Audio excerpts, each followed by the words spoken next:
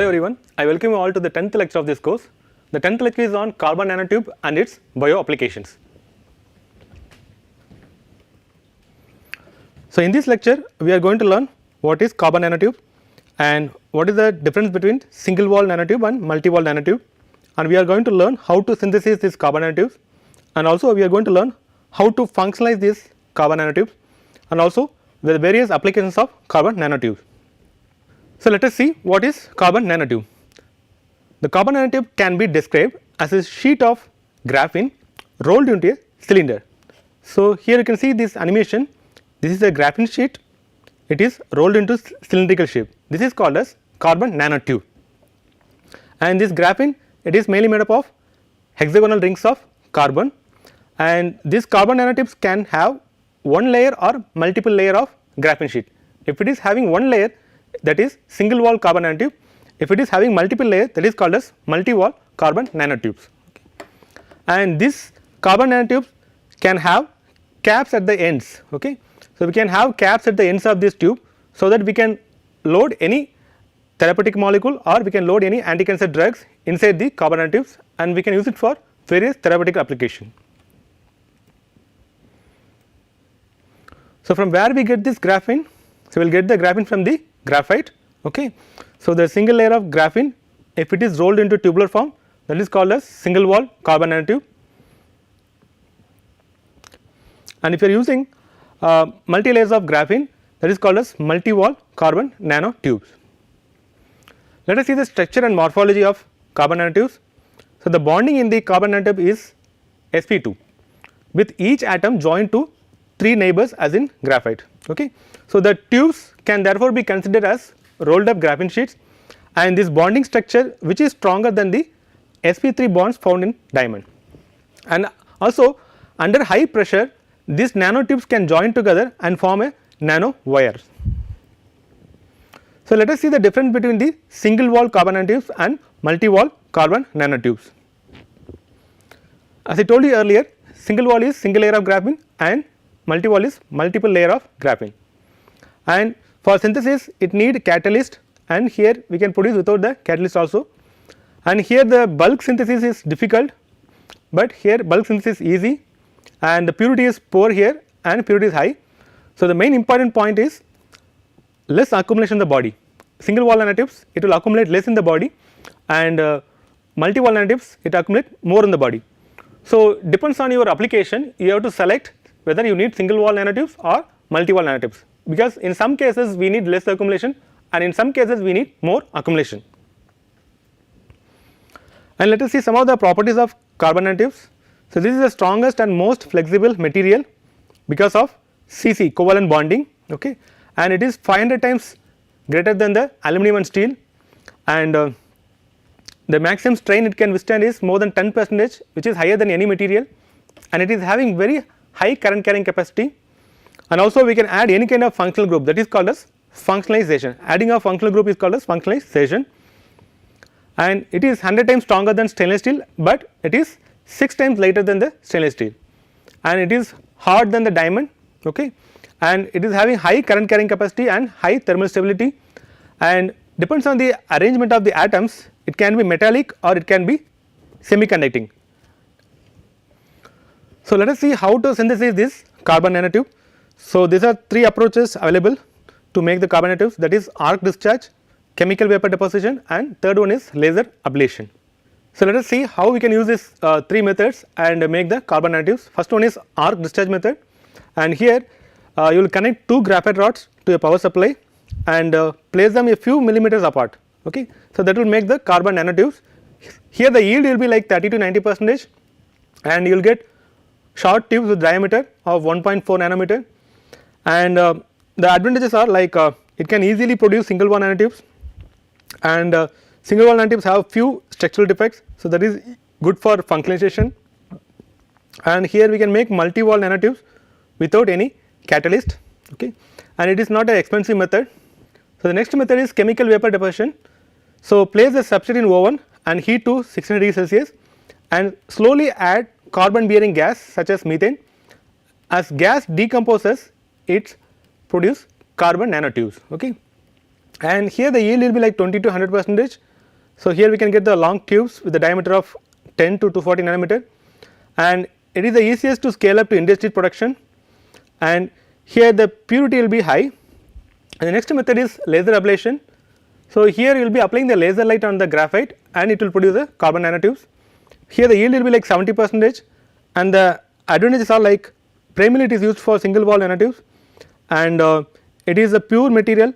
So, the reaction product is pure. So, we can use it for biological application, but the problem is this is little bit costly technique.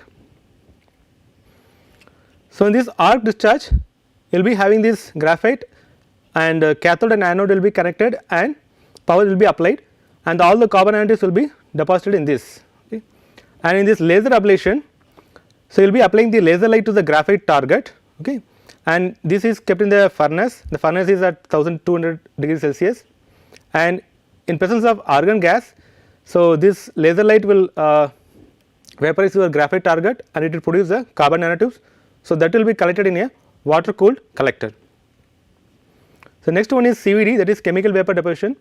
So, here the gas enters the chamber at room temperature, that means it is cooler than the reaction temperature, and gas is heated as it approaches the substrate, and gas then react with the substrate or undergo chemical reaction in the reaction zone before reacting with the substrate, forming the deposited material.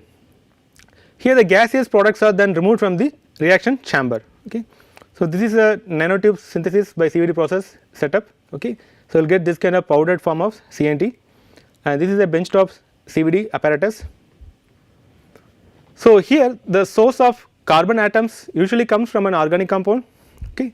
So, mixed with a metal catalyst and inert gas, and here it will be atomized and sprayed into reactor with temperatures ranging from 600 to 1200 degrees Celsius. Here the pyrolysis of organic compound deposits carbon and carbon nanotubes on the reactor wall. So, these are the typical carbon sources, xylene or ferrocene, and these are the typical carrier gases like argon and hydrogen can be used for making the CNT using CVD method. So, the limitation of CNT, the first thing is difficulty for the mass production, and second thing is the solubility of CNT in the water, okay, and also it is very difficult to produce the CNT uniform CNT batch wise, okay, and the fourth one is like difficulty in maintaining high quality and minimal impurities. So, to overcome those difficulties we have to functionalize this CNT, okay. For biological applications, biomedical applications, so the lack of solubility of carbon nanotubes in aqueous media has been a major technical barrier, because these carbon nanotubes aggregate through van der Waals forces. So, we can overcome this aggregation by doing functionalization, okay, and also it will increase the water solubility of CNT, and it will also improve the biocompatibility of your CNT. So, how to functionalize the carbon nanotubes? So, these are the various approaches for making the carbon nanotubes, functionalized carbon nanotubes. The first one is covalent defect group, the next one is covalent side wall, the third one is non-covalent with surfactants, and fourth one is non-covalent exohedral polymers, and this one is endohedral functionalization. So, let us see one by one. So, let us see endohedral functionalization. So, here modification of CNT by putting nanoparticles inside the tube, okay. So, we have to incubate the CNT inside the suspension of solution which containing nanoparticles, so that it can penetrate the tube internal side and stay inside the tube, okay. And here the endohedral functionalization depends on this surface tension of the liquid, and if the surface tension of the liquid is more than 200, the liquid can fill the nanotubes. And again this exohedral functionalization is subcategorized into three main methods. The first one is covalent exohedral functionalization, that means when you make the carbon nanotubes there will be some defects. So, this defect in the CNT is the best place for functionalization. And next one is covalent exohedral functionalization. So, here we can add the functional group to the side walls of the carbon nanotubes. And third one is non-covalent exohedral functionalization. Here you will be adding the polymer or surfactants, so which will be wrapping the CNT, okay. So, by wrapping the polymer around the CNT there is a phenomenon called pi stacking. So, what is pi stacking? It is when the p orbitals of CNT and functionalized group interact with each other and cause less stability, okay. So, in this type of functionalization the electrical and optical properties of CNTs are not damaged, but the stability is quite low, okay. And these are some of the other types of chemical functionalization, but in this we are going to discuss only amidation and fluorination. So, amidation means addition of amide group, but we cannot add the amide group directly. So, first we have to functionalize the carbon nanotubes with COH, then followed by that we can add the amide group. Similarly, we can also add the fluorine group using pentafluoride IF5. Okay. So, this will also add the fluorine group. So, when you add the fluorine group, so it is increasing the electrical resistance, and also we can substitute the fluorine with some other chemical group and use it for various applications. So, let us see the various applications of carbon nanotubes. So, these carbon nanotubes can be useful for bioimaging, and also it could be useful for drug delivery application, and we can also use it for biosensing and for therapeutic or theranostic applications. So, let us see one by one for biological applications. So, here the nanotube offer some advantages related to nanoparticles by the following aspects. The first thing is larger inner volumes. So, the larger inner volumes can be filled with chemical or biological species. So, it can be loaded with any kind of drug or any kind of imaging agent. So, next one is the open mouths of nanotubes. So, make the inner surface accessible, and the third one is distinct inner and outer surface, so which can be modified separately. So, let us see how we can use carbon nanotubes as a AFM probe tubes. So, it is having small diameter and maximum resolution. So, it is an excellent chemical and mechanical robustness makes it suitable for AFM probe tubes. So, let us see how to make the functional AFM tubes. Certain biomolecules can be attached to the CNT tip. Okay. So, this tip is used to study the chemical forces between the molecules. So, it is also called as chemical force microscopy. So, here you can see here the tip is having this some COH functional group. Suppose your sample is having NH2, or so it can react and we can measure the force. So, this is called as chemical force microscopy. Let us see the comparison between the microelectrode and nanoelectrode for sensor application. In microelectrode, the scale difference is very high, because the molecule is in the range of nanoscale and your electrode is in the range of microscale. So, the background noise will be very high, and here we need more amount of target molecules for sensing the target molecule. So, but when you use CNT tips for making a nano electrode for sensing application, it will reduce the background noise, because the nanotubes is very small scale, and it can match exactly with your target molecule, because that is also in the range of nanoscale. Okay. So, based on that, here the nanotubes will be having high sensitivity. So, let us see how we can use that hybridization experiments to make the CNT based sensors. So, here you will be adding single stranded DNA to your carbon nanotubes, and you will take the target single stranded DNA from your patient serum, and when you put it into this sensor, this will combine and form this kind of bond, that is your hybridization. Okay. So, if the patient DNA is forming a bond with the probe DNA, that means that person is having the particular disease. So, you will be having a probe single stranded DNA, and another one is target DNA. For example, so this DNA you are taking from some patient serum,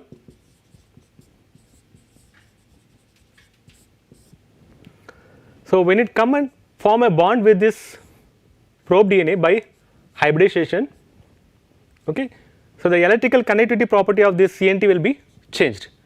So, based on that we can detect the disease. So, as I told you earlier, so these probe molecules for a given target can be attached to the CNT tips for making biosensor, because it has a high specificity and it is a very fast and direct response, and it has high sensitivity, even a single molecule can be also detected, and based on that we can make a gene chip or lab on a chip. So, the lab on a chip is also the same principle. For example, if a person is having some kind of cancer, so you can make all the DNA probes. For example, the first box is for lung cancer, and this is for breast cancer. So, this is for pancreatic cancer. Okay. and this can be for your brain tumor.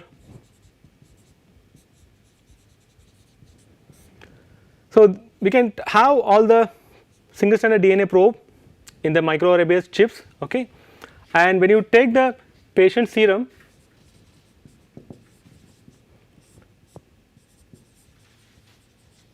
so you can take the DNA from the patient serum and you can add it to this, and when it forms hybridization with the only lung cancer probe, that means the person is affected by lung cancer. Okay. So instead of going through all the reactions, you can have all the things in a simple lab on a chip concept. So all the DNA will be here. So based on that, we can easily identify what kind of cancer that particular patient is having, and we can also increase the sensitivity, and we can save a lot of time. Okay. So which will be useful for early cancer detection and also for various infectious disease detection. So let us see how we can use single wall carbon nanotubes for chemical sensor. Here every atom in a single wall nanotube is on the surface and exposed to environment. Okay. So charge transfer or small changes in the charge environment of a nanotube, it can cause drastic changes to this electrical property. So based on that, we can make a chemical sensor which will be useful for leak detection and other applications. So let us see how we can use that carbon nanotube based sensor for detecting the various diseases. So we can have this kind of chip, and it is a cantilever beam. If the patient serum have more amount of particular antigen, and if it comes and bind, depends on the number of antigen, there will be a deflection. So we can measure the deflection and we can easily identify the disease. So if the patient serum having more amount of antigen, there will be more amount of deflection. So based on that, we can make a nano cantilever based array for biosensing application. And we can also use carbon nanotube for targeted drug delivery. So here you can see here, this carbon nanotube is loaded with contrast agent. So this contrast agent is for imaging application, and therapeutic is for your it can be any anti-cancer drug for therapeutic application, and antibody is for targeting your carbon nanotube only to the cancer cell. And we can also add functional group which will give the biocompatibility to your carbon nanotubes, and it will increase the circulation time. So this is called as multifunctional nanoparticle, or also called as theranostic nanoparticle, because it is having both contrast agent as well as the therapeutic agent. So let us see how to make CNT based biosensor for cancer detection. So some of the cells will express receptor for folic acid. So some of the cancer cells like breast cancer, it will express folic acid receptor.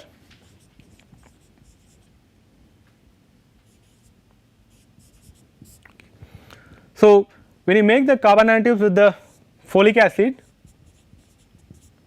so these cells can come and bind to the folic acid. So it is not a single carbon nanotubes, it will be a array of carbon nanotubes. Okay. So it is having folic acid, and your cancer cell is having receptor for folic acid. So your cancer cells can easily come and bind to the folic acid. So based on that, we can make a sensor for cancer detection. So here you can see here, these carbon nanotubes are coated with the folic acid. So these are folic acid functionalized polydopamine coated carbon nanotubes, and it could be useful for electrochemical detection of breast cancer cells or HeLa cells, okay, which we are expressing the folate receptor. And we can also study the same sample under the fluorescent microscope, and we can confirm it. So next one is, we can also use the carbon nanotubes for biomedical applications. So for application to spine interbody fusion material, a material called PEEK, that is polyether ether ketone. So along with multi-wall carbon nanotubes, it is possessing excellent mechanical property as well as bone compatibility. So which is useful for making various biocompatible materials for bone tissue engineering also. So let us see how we can use this nanopore ion conductance for DNA sequencing. So it will help the researchers to detect the errors in the genetic material that may lead to cancer. So here you will be passing the DNA through these small pores, and it will be like your DNA sequencing only, and we can use a protein called alpha hemolysin, but the drawback is like it is toxic protein. So, we can use the carbon nanotubes for such kind of application. So, here you can use the carbon nanotubes for the same application. So, when you pass the single stranded DNA through the carbon nanotubes, there will be a decay in the current. This is a present scenario, but in future researchers are trying to develop a very specific sensor. When the G pass through these carbon nanotubes, it will have a different kind of current decay and A and C. So, we can easily sequence the DNA, and it can be like a low cost DNA sequencing device,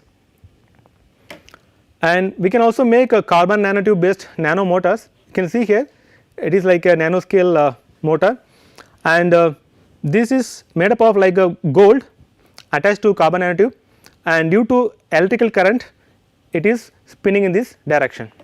So, let us see how this carbon nanotubes can be taken up by the cell. The one is nano needle mechanism, the other one is endocytic pathway.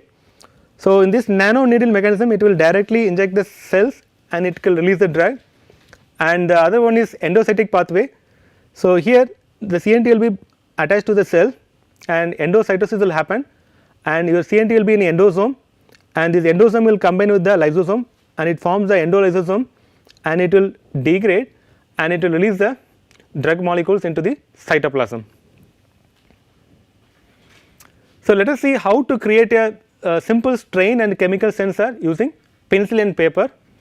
So, students from Northwestern University say they used pencil and paper to create functional sensor devices. So, the graphene has very good conductive property. So, when you draw a line on a piece of paper with a pencil, the pencil sheds numerous graphene sheets. Okay. So, based on that we can make a strain or chemical sensor. So, if we make this kind of line on the paper, and if you curl the paper in one direction, it increases the conductivity because the graphene particles are compressed. Okay. So, while curling in the other direction, it decreases the conductivity. So, this is a simple strain sensor. So, in this second experiment they have shown that how we can use that bendable toy pencil for making chemical sensor. So, here they use bendable toy pencil in which the graphite is mixed with a polymer binder. Okay. So, when they created an electrode with this pencil, they found out that conductivity was affected by the presence of volatile chemical vapors, because the polymer binder absorbs the vapor and expands, and which decreases the conductivity. Okay. So, we can use the simple paper and pencil for making chemical sensor as well as the strain sensor. So, as a summary of this lecture, so we have learnt what is carbon nanotubes and how to synthesize carbon nanotubes by various methods, and also we have learnt how to functionalize the carbon nanotubes and also various bio applications of these carbon nanotubes. So, I will end my lecture here. I thank you all for listening. I will see you in another interesting lecture.